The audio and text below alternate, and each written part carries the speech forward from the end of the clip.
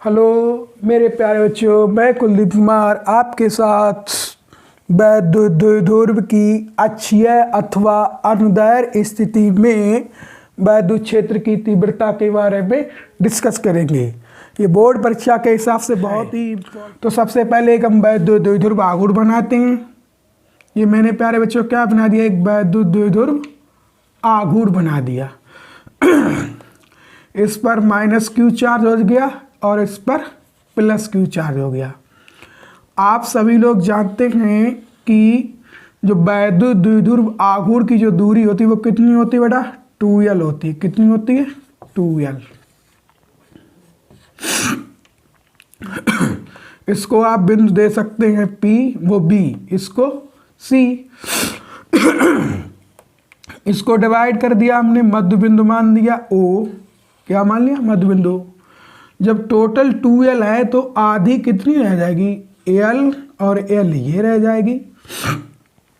ये यहाँ से इसके मध्य बिंदु O से R दूरी पर कितना बेटा, ये इसका मध्य बिंदु है। यहाँ से R दूरी पर एक बिंदु A है। क्या है, A है, A है। तो यहाँ पर वैद्युत क्षेत्र की तीव्रता ज्ञात करनी है इसके कारण, तो इसको यहाँ से इसे मिला लेते हैं। ठीक है, अब +q आवेश के कारण इस पर इलेक्ट्रिक फील्ड जो दिशा होगी वो इधर होगी बेटा, E1 ये होगा।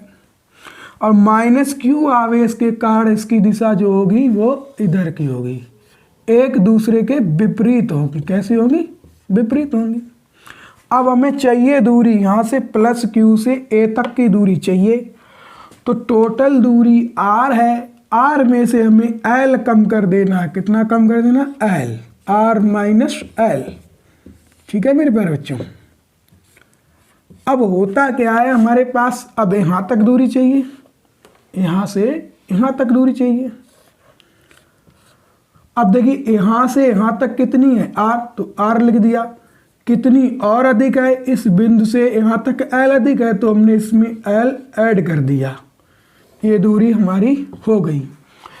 अब इसको हम परिभाषित कैसे करेंगे, जब आप डायग्राम बना सकते हैं तो इसको हम क्या कर सकते हैं, डेफिनेशन भी और डेरिवेशन भी कर सकते हैं। माना एक वैद्युत द्विध्रुव के परावैद्युतांक वाले माध्यम में रखा है। माना एक वैद्युत द्विध्रुव के परावैद्युतांक वाले माध्यम में रखा है। इसके मध्य बिंदु O से R दूरी पर अक्षीय स्थिति में बिंदु A पर वैद्युत क्षेत्र की तीव्रता ज्ञात करनी है। तो देखते हैं, और ये क्या होगा, इसकी दिशा जो होगी ये +q आवेश कारण इधर की ओर होगी, यानी कि CA की दिशा में, और -q आवेश के कारण किधर होगी, इधर होगी, यानी कि AB दिशा में। तो लिखते हैं हम कैसे, माना एक वैद्युत द्विध्रुव के परावैद्युतांक वाले माध्यम में रखा है।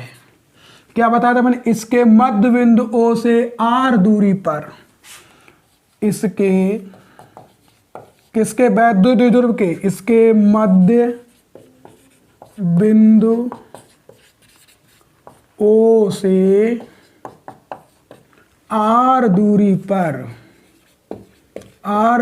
पर अक्षीय स्थिति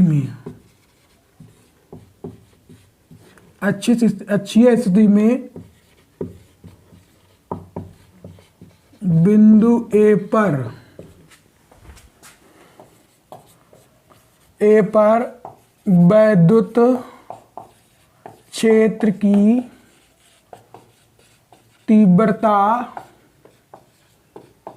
ज्ञात करनी है। आप इसका स्क्रीनशॉट ले सकते हैं। इसके आगे ये माइनस क्यू आवेश है और ये डिस्टेंस यहाँ तक की। तो क्या लिखेंगे पहले, प्लस क्यू आवेश के कारण, किसके कारण, प्लस क्यू आवेश के कारण, प्लस क्यू आवेश के कारण, प्लस क्यू आवेश के कारण बिंदु ए पर वैद्युत क्षेत्र की तीव्रता क्या होगी मेरे प्यारे बच्चों, जैसा कि आपने एक फार्मूला पढ़ा होगा, E बराबर 1/4πε0 K into Q upon are square. तो इसके कारण बेटा इसकी दिशा E1 है, तो इधर लिख सकते हैं हम E1 बराबर 1/4πε0 प्लस क्यू आवेश के कारण बिंदु ए पर वैद्युत क्षेत्र की तीव्रता K है तो K लिख दिया, क्यू आवेश है तो क्यू लिख दिया बेटा, क्यू लिख दिया। डिस्टेंस यहाँ से यहाँ तक की कितनी है, यहाँ तो बेटा सूत्र में आ है, और ये डिस्टेंस प्लस क्यू आवेश से ए तक की दूरी है r minus l, r minus l वर्ग है बेटा, तो वर्ग कर दिया। अब लिखेंगे प्लस क्यू आवेश के कारण बिंदु ए पर वैद्युत क्षेत्र की तीव्रता माइनस क्यू आवेश के कारण बिंदु ए पर वैद्युत क्षेत्र की तीव्रता क्या होगी, E2 बराबर 1/4πε0 K इंटू क्यू अपान ये दूरी माइनस क्यू आवेश से तक की यहाँ तक की दूरी कितनी, आर माइनस एल, वो सॉरी आर प्लस एल है, वर्ग है बेटा, यही फार्मूला लगेगा। अतः बिंदु ए पर परिणामी वैद्युत क्षेत्र की तीव्रता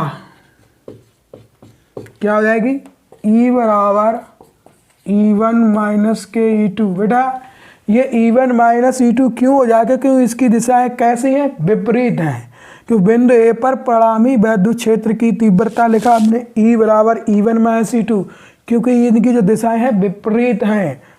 ठीक है, इतना आप नोट कर सकते हैं। बेटा E1 और E2 के मान रख देंगे, E1 और E2 के मान रख देंगे। E बराबर E1 का मान है 1/4πε0 K into Q upon R plus K L square, sorry R minus K L square था उसमें, आर माइनस एल का whole square minus 1/4πε0 K into Q upon R plus K L का whole वर्ग। ठीक है मेरे पास। अब क्या होगा, इसमें क्या कॉमन मिल जाएगा, 1/4πε0 K कॉमन मिल गया, ये भी कॉमन मिल रहा है और क्यू भी कॉमन मिल रहा है, 1/4π क्यू, तो क्यू भी कॉमन, बचा क्या 1/r माइनस एल का होल वर्ग माइनस 1/r प्लस एल का होल वर्ग। E बराबर 1/4πε0 K इंटू क्यू। बेटा इनका एलसीएम आ जाएगा मेरा r माइनस एल का होल वर्ग इंटू आर प्लस एल का होल वर्ग। इसका बेटा हम क्या करेंगे, इसका इसमें गुणा कर दो, इसका इसमें गुणा कर दो, r प्लस एल का होल वर्ग माइनस है तो r माइनस एल का होल वर्ग। अब क्या करते हैं बेटा, 1/4πε0 K इंटू क्यू, ये a प्लस बी का होल स्क्वायर बन गया। जैसा कि आपने पढ़ा होगा a प्लस बी का होल स्क्वायर क्या होता है, a square plus B square minus वो प्लस 2ab, और ये बन रहा है a माइनस बी का होल स्क्वायर क्या होता है, A square plus B square minus 2ab का फॉर्मूला लग जाएगा यहाँ पे। तो R square plus L square plus 2RL minus K R square plus L square minus K 2RL, इसका इसमें R square minus K L square power बेटा इसको आप मिटा सकते हैं। अब क्या करते हैं बेटा, E बराबर 1/4πε0 k इंटू क्यू, माइनस चिन्ह का बेटा गुणा करेंगे, इसके अंदर जो माइनस का होगा वो कैसा हो जाए प्लस का, r square plus L square plus 2RL, minus चिन्ह का जब अंदर गुणा करेंगे तो प्लस वाले किसमें, माइनस में, और ये माइनस माइनस क्या हो जाएगा प्लस के 2RL, अपानी हो जाएगा r square minus l square पूरे का होल वर्ग। बेटा ये प्लस का ये माइनस कैंसिल, ये प्लस का ये माइनस का कैंसिल, और मेरे पास ये क्या है 2RL, और ये 2RL कितना हो जाएगा 4RL। E बराबर 1/4πε0 k into q, 4RL upon are square minus l square का होल वर्ग। इतना आप बेटा स्क्रीनशॉट ले, जैसा कि हम पढ़ चुके थे ये चीज, यानी कि हमने पढ़ा था P बराबर क्या होता है Q इंटू 2L, तो ये पोजीशन बनानी होगी इसको हमें।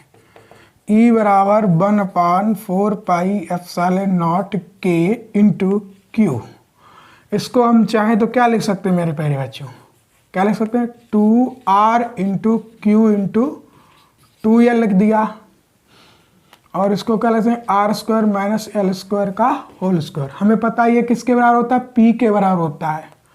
E बराबर ये P बराबर क्या दें Q इंटू 2L, और इसकी जगह क्या रख सकते हैं आप P रख सकते हैं, 1/4πε0 k 2R into P r square minus l square का होल वर्ग। यदि आर स्क्वायर की तुलना में एल बहुत छोटा है तो एल को छोड़ने पर, यानी कि नगण्य वाले 0 के बराबर, तो E बराबर 1/4πε0 twice R into P upon are square power 2 हो जाएगा ये 4πε0 k into twice R P, R की पावर 2 दूना 4, एक घात इससे कट जाएगी कैंसिल हो जाएगी हमारी। बड़ा ये कहेगा E बराबर 1/4πε0 k into 2p upon R घात 3, इसका मात्रक होता है न्यूटन प्रति कूलम, और इसका सदिश रूप भी ले सकते हैं, इसको स्क्रीनशॉट लेके बता। सदिश रूप वायु निर्वात के लिए बेटा k का मान 1 होता है, ठीक है। Vector 1/4πε0 into twice P upon R Q, vector रूप हो गया यानी सदिश रूप, और इसकी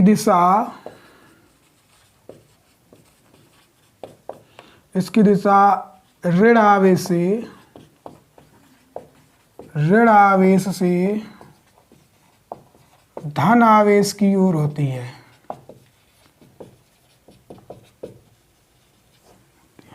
तब तक के लिए बाय, फिर मिलते हैं अगले वीडियो में।